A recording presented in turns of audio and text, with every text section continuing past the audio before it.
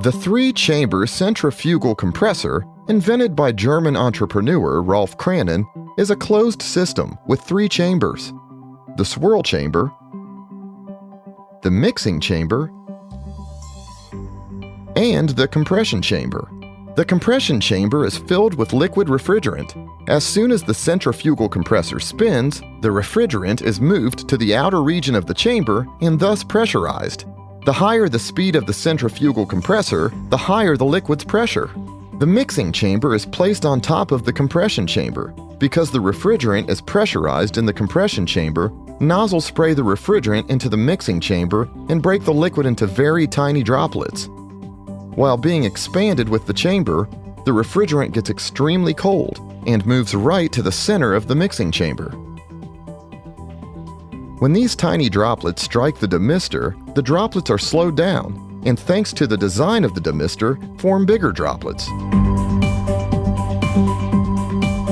Having a higher weight, these bigger droplets are moved, due to centrifugal forces, to an opening leading to the compression chamber.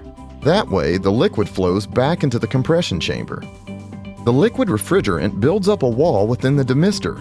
This wall acts as a barrier for the lightweight gaseous refrigerant that cannot else but flow through an opening into the swirl chamber.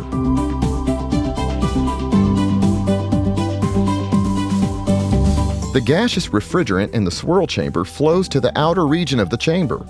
Here, the refrigerant flows back to the mixing chamber through air scoops. The Venturi effect, created by the nozzle, enables the refrigerant to flow to the center of the mixing chamber even though centrifugal forces exist.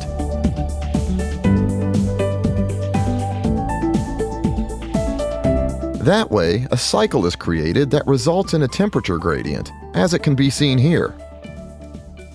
This temperature gradient can be used to produce electricity. For that purpose, a series of Seebeck generators are placed between the layers.